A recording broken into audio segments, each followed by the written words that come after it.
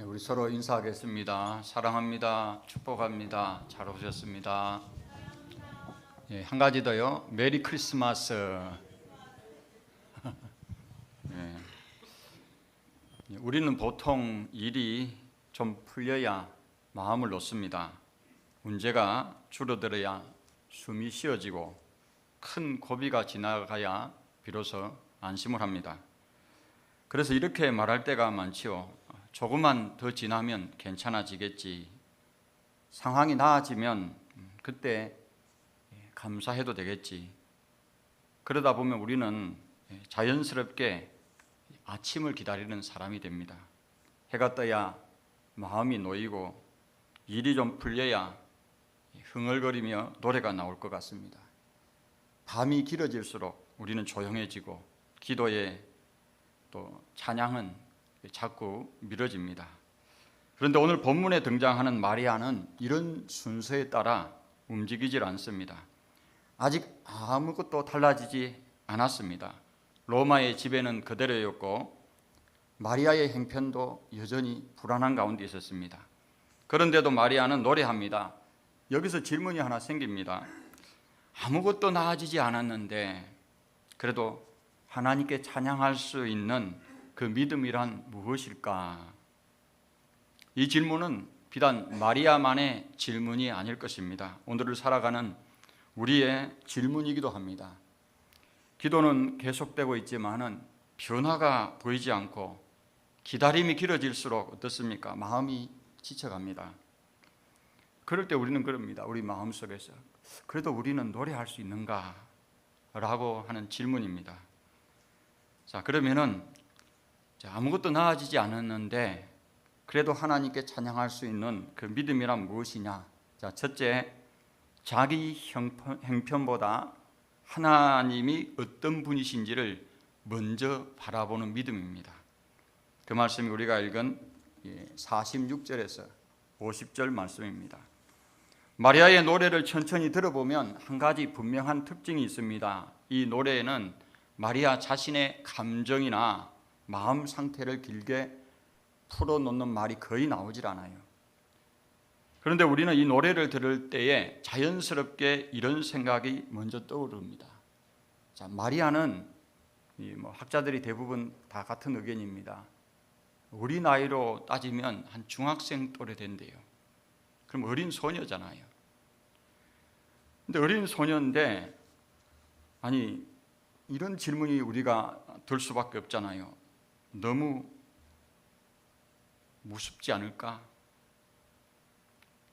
앞으로 사람들의 시선을 어떻게 견뎌낼까? 이 아이를 어떻게 키워야 할까? 자, 이런 것은 우리도 우리 일상 속에서 쉽게 우리가 미혼모들이 그런 고민을 하잖아요. 그런데 놀랍게도 마리아의 노래는 이 질문들에서 시작하지 않습니다. 이 노래에서 반복해서 들리는 말은 자기의 마음이 아니라 하나님입니다. 누가복음 1장 48절에서 50절을 보면 마리아는 이렇게 노래합니다. 하나님께서 자기의 낮은 형편을 돌아보셨고 능하신 분으로서 친히 큰 일을 행하셨으며 그 긍휼이 대대로 이어진다고 그렇게 고백하고 있어요. 그래서 마리아는 내가 지금 얼마나 두려운가를 말하지 않습니다. 대신 하나님이 어떤 분이신가를 말하고 있어요.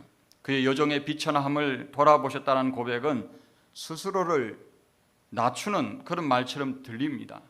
자기 형편이 작고 불안정하다는 현실을 하나님 앞에 숨기지 않고 그대로 올려드리는 고백입니다. 당시 갈릴리 나사렛은 우리가 계속 제가 말씀드린 것처럼 사람들이 주목하지 않았던 동네입니다. 약혼한 처녀의 임신은 축복이기보다는 오히려 돌에 맞아서 죽을 수도 있는, 그렇죠, 파혼당하거나 죽음을 위협받을 수도 있겠다는 그런 현실적인 두려움을 동반한 그런 사건이었어요. 그런데 마리아는 그렇게 말하지 않아요. 이제 괜찮아질 것이다. 앞으로는 잘 풀릴 거야. 마리아가 붙든 것은 바뀔지 모르는 미래가 아니라 예전부터 변치 않던 하나님이었습니다. 그래서 이 대목에서 우리는 또 하나의 노래를 떠올리게 됩니다. 출애굽기 15장 21절에 보면 미리암이 이렇게 노래합니다.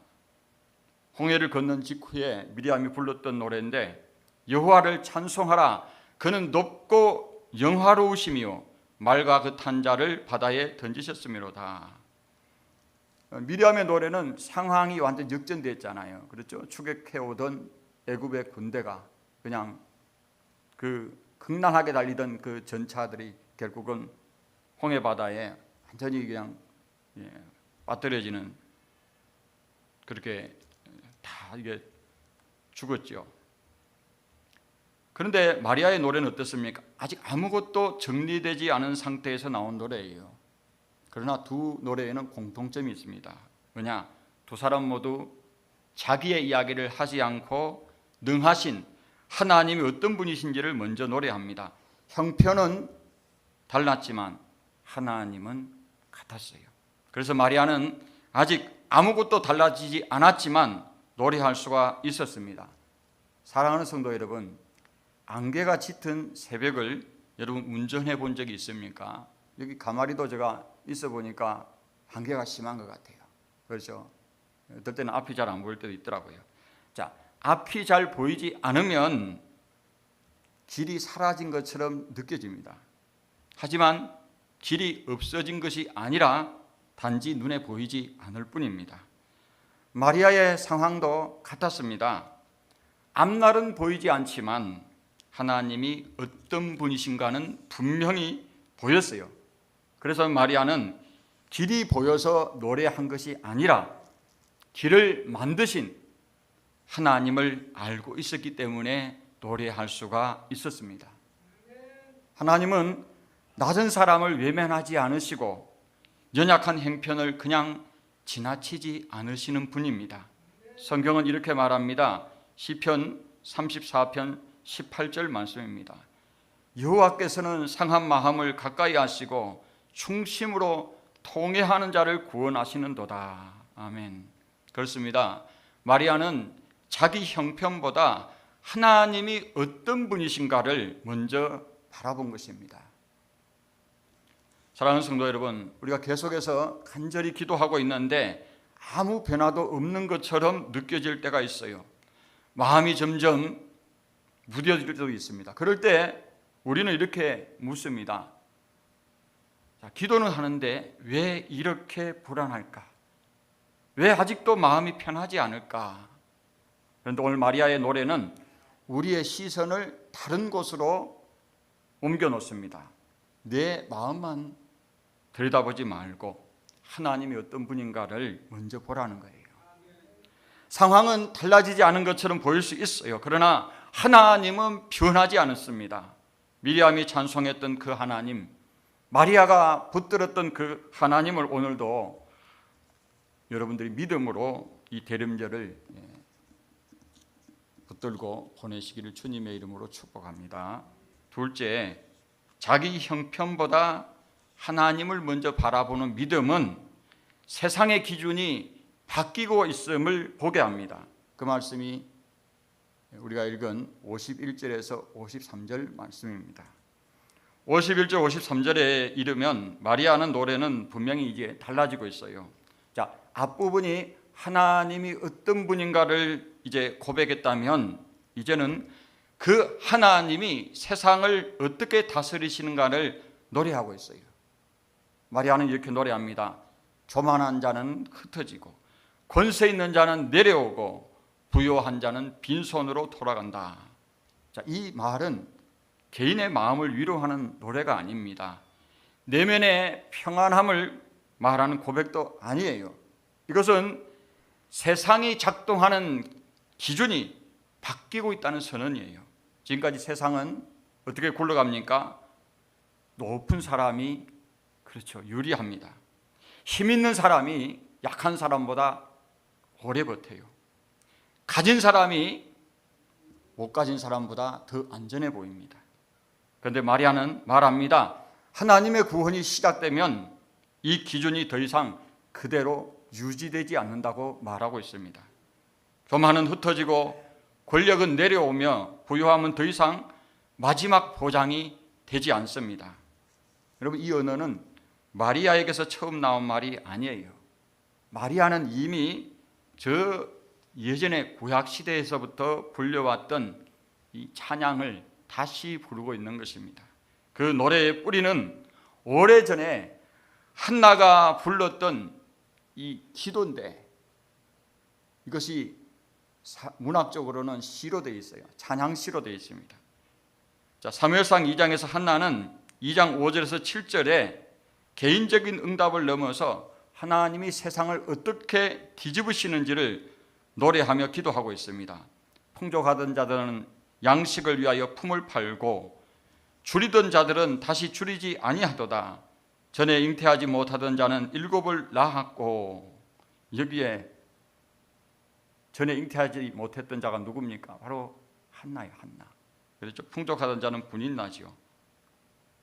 많은 자녀를 둔 자는 쇠약하도다. 여호와는 죽이기도 하시고 살리기도 하시며 수월에 내리기도 하시고 거기에 올리기도 하시는도다.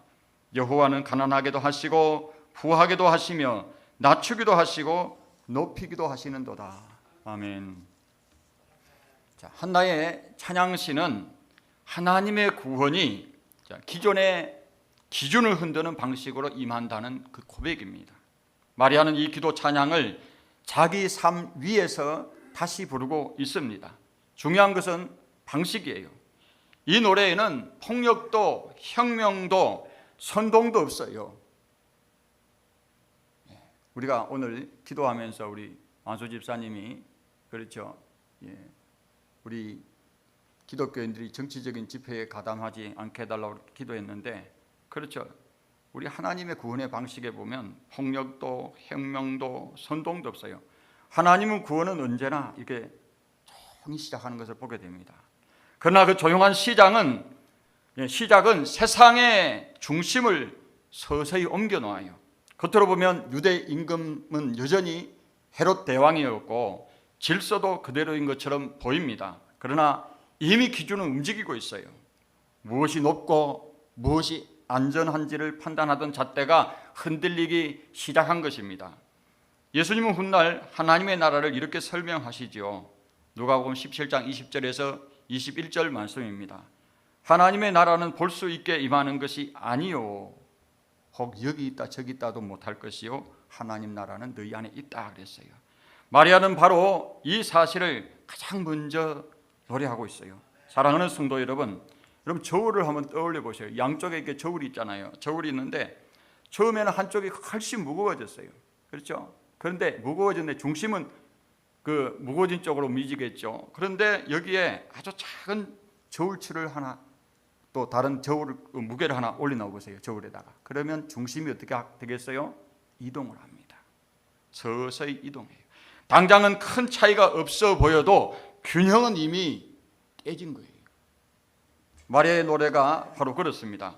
아직 세상이 무너지지는 않았지만은 하나님의 구원이 시작되는 순간에 기준의 방향은 이미 달라졌어요. 사랑하는 성도 여러분, 우리 삶이 흔들릴 때에 우리는 먼저 묻습니다. 내가 잘못 선택했나? 하나님이 나와 멀어지신 건 아닐까? 그러나 오늘 마리아의 노래는 흔들림을 다르게 해석하고 있어요. 흔들림은 실패의 증거가 아니라 하나님이 기준을 바꾸고 계시다는 신호라는 거예요. 지금까지 당연하게만 여겼던 것들이 더 이상 당연하지 않게 느껴질 때에 하나님은 우리 삶의 중심을 새롭게 옮기고 계시고 있습니다. 그러므로 오늘의 불편함과 흔들림을 성급하게 우리가 실패로 결론 내리지 마십시오. 하나님의 구원은 조용히 시작되지만 반드시 삶의 질서를 새롭게 합니다. 보이지 않아도 느껴지지 않아도 하나님은 지금도 세상을, 그리고 우리의 삶을 그분의 방식으로 움직이고 계십니다. 그러니 그 하나님을 신뢰하며 오늘을 살아가시기를 주님의 이름으로 축복합니다. 셋째, 하나님을 먼저 바라보는 믿음은 그분의 약속을 기억하며 오늘을 살게 해요. 여러분, 세상의 기준이 바뀌고 있음을 보게 되면 사람은 더 이상 결과를 기다리며 멈춰 서 있지 않고 어떻게 합니까? 하나님이 하신 약속을 붙들고 살아가기를 원하는 거예요. 마리아 창가의 마지막 부분은 앞선 고백들을 한 단계 더 깊은 곳으로 이끕니다. 마리아는 이렇게 노래합니다. 그 종 이스라엘을 도우사 긍휼히 여기시고 기억하시되 우리 조상에게 말씀하신 것 같이 아브라함과 그 자손에게 영원히 하시리로다. 아멘. 여기서 우리가 주목해야 할 것이 무엇을 말했는가 보다 어떻게 말하고 있는가입니다. 마리아는 아직 이루어지지 않은 일을 이미 이루어진 것처럼 노래하고 있는 거예요. 도우셨다, 기억하셨다, 아이는 아직 태어나지 않았고 십자가도 부활도 구원의 완성도 아직 오지 않았어요. 그런데 마리아는 미래형이 아니라 완료형으로 고백합니다. 이것은 감정이 앞선 말이 아닙니다. 현실을 외면한 낙관도 아니에요. 하나님의 언약을 신뢰하는 믿음의 언어입니다. 마리아는 자기 인생의 앞날을 붙들지 않습니다. 대신 하나님이 오래전에 하신 그 약속을 붙드는 거예요. 그 약속은 지금 막 생긴 말씀이 아닙니다. 아브라함에게 주신 말씀, 세대를 넘어서 이어져 온 언약입니다. 마리아는 자기 삶의 크기로 오늘을 재지 않아요. 하나님의 약속의 크기로 오늘을 바라봅니다. 그래서 그녀의 노래는 상황이 바뀐 뒤에 나오는 감사가 아니라 하나님의 약속을 기억하며 오늘을 살아내는 고백입니다. 아침이 와서 노래한 것이 아니라 아침을 약속하신 하나님을 믿고 아직 밤일 때 노래한 거예요. 이 시점에서 마리아는 특별한 성탄 이야기 속 인물이 아니라 믿음으로 살아가는 모든 성도의 자리에 우리와 함께 서 있습니다. 우리는 모두 이미와 아직 사이를 살아가기 때문입니다. 약속은 이미 우리에게 주어졌지만은 현실은 아직 완성되지 않았다는 말은 하나님이 일을 덜 하셨다는 말이 아니에요. 구원이 불확실하다는 말도 아닙니다. 하나님은 이미 약속하셨고 그 약속은 변하지 않습니다. 다만 그 약속이 우리 눈앞에 다 보이기까지 뭐가 필요합니까? 보이기까지 기다림이 필요한 거예요. 오히려 이런 기간에는 우리의 믿음이 가장 잘 드러나는 시간이라고 말씀드릴 수가 있습니다. 보이면 믿는 것이 아니라 아직 다 보이지 않아도 하나님을 신뢰하며 살아가는 그 시간이 바로 믿음의 시간인 줄 믿습니다. 히브리서 11장 1절은 이렇게 말합니다. 믿음은 바라는 것들의 실상이요 보이지 않는 것들의 증거다 그랬어요. 선진들이 이로써 증거를 얻었다고 말씀했습니다. 믿음은 결과를 보고 반응하는 태도가 아니라 하나님의 약속 때문에 오늘을 선택하는 태도입니다. 그래서 마리아는 아직 밤이었지만 노래할 수가 있었습니다. 사랑하는 성도 여러분, 우리는 종종 이렇게 말합니다. 조금만 더 분명해지면 순종하겠다고. 조금만 더 내 삶이 좀 펴지면 내가 하나님 앞에 그냥 아무 때든 와든 예배하고 기도하고 열심히 하겠다고 그럽니다. 상황이 나아지고 건강이 더 좋아지면 예배드리겠다고 합니다. 저는 오늘 여러분한테 우리 수요 예배 오신 분 또 금요 기도에 오신 분들은 제가 간증을 했지만은 예전에 저는 지금은 하나님이 만지셔서 깨끗하게 낫게 하셨는데 예전에 제가 류머티스 희귀난치성 베체스병이 있었어요. 여러분들이 인터넷 검색을 하면 베체스병이 어떻게 무서운지를 알 거예요. 그냥 단순히 입안에 설레만 생기는 게 아니에요. 폐에 궤양만 생기는 게 아니에요. 30개가 넘게 생겨가지고 말을 할 수 없는 가운데서 저는 설교를 했어요. 예전에요. 그런데 그런 가운데서도 나한테 주어진 설교 시간이 있잖아요.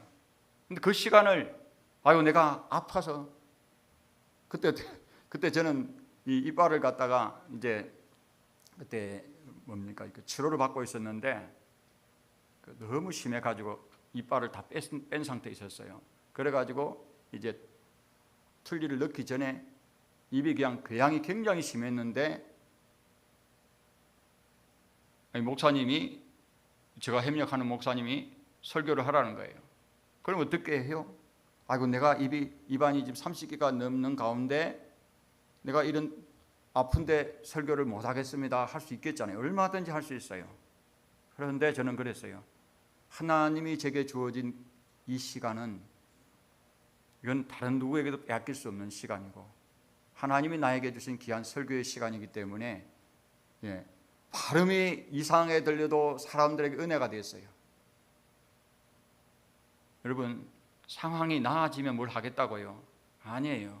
그런데 지금 제가 베체트 병이 다 나아버렸어요. 약을 먹지 않는 가운데서. 이게 얼마나 무섭냐면요, 제가 가르쳐 드릴게요. 입안에 이게 설련만 이렇게 막 궤양만 생기는 게 아니고요, 위로 들어가면 위에 이게 목 넘어가잖아요. 그러면 천공이에요. 천공. 꿀 구멍을 뚫어버리고요, 류마티스 질환이 있어요. 관절을 변형시키고 발바닥에 막 열감을 느끼게 가지고 부어가지고 발바닥이 걸음을 못 걸어요. 그런 가운데서 저는 헌신을 했어요. 근데 하나님이 어떻게 하셨느냐? 오십시오. 제가 오늘은 제가 기도하셨지만 철화를 못했어요. 새벽에 일찍 나와서 기도했지만은 철화를 계속 하고 있는데도 입안에 빵꾸가 안 생긴 거예요. 감사하게도. 그렇습니다, 여러분. 건강이 좀 내가 나아지면 나오겠다. 내가 새벽 기도하겠다. 수요 기도에 나오겠다. 금요 기도에 나오겠다. 어떤 분이 그러더라고. 아니, 무슨 목사님만 하나님 그렇게 고쳐주세요 그런 분도 계시는데, 아니에요. 하나님은 마음을 보시고요, 중심을 보시고요, 그 열정을 보시고요, 그 진실을 보시는 거예요. 하나님께서 긍휼히 여기시면 저만 그렇게 치유의 역사가 일어나는 것이 아니라 다 일어나요. 그래서 여러분, 말씀 때문에 우리는 먼저 한 걸음을 내딛는 사람이 믿음의 사람이에요. 씨앗을 손에 쥐고 열매가 보이면 심겠다고 말하는 사람은 어리석은 사람이잖아요. 심기 때문에 싹이 나고 기다리기 때문에 열매가 맺히는 거예요. 오늘 여러분의 삶이 아직 밤처럼 느껴질 수가 있습니다. 기도는 계속되지만 변화는 보이지 않고, 기다림이 길어져서 노래는 안 나올 수 있어요. 그러나 기억하시기 바랍니다. 아침은 언제나 아침을 다 본 사람에게 먼저 온 것이 아니잖아요. 아침을 약속하신 하나님을 믿고 밤 가운데서 오늘을 살아낸 사람에게서 바로 아침을 먼저 옵니다. 그러므로 아직 내게 밤일지라도 하나님의 약속을 붙드십시오. 결과가 아니라 말씀을 기준으로 오늘을 해석하십시오. 마리아처럼 아침이 오기 전에 노래하는 믿음으로 오늘을 살아가시기를 주님의 이름으로 축복합니다. 말씀을 마칩니다. 사랑하는 성도 여러분, 우리는 지난 대림절 기간 동안 오늘 이제 네 번째 주일이고 곧 성탄절이 옵니다. 우리가 들은 말씀은 한 가지 질문으로 모아집니다. 아직 밤인데 너는 무엇을 붙들고 있는가? 마리아는 밤에 노래했고 하나님은 그 밤을 지나서 아침을 여셨어요. 그리고 동방의 박사들도 아침이 다 밝은 뒤가 아니라 밤 가운데서 별을 따라 마침내 아기 예수님이 이르신 곳에 와서 경배했어요. 그 동방 박사들처럼 우리도 이제 오는 성탄절에 주님께 나아가 구주 예수 그리스도의 오심을 기뻐하며 감사와 경배로 나아갑시다. 사랑하는 가족과 우리가 아는 이웃을 초청해서 성탄축과 감사 예배의 자리에 함께 모여서 어둠 가운데 찾아오신 빛으로 오신 아기 예수님, 그 하나님을 함께 예배하기를 우리 주 예수 그리스도의 이름으로 축복합니다. 기도하겠습니다.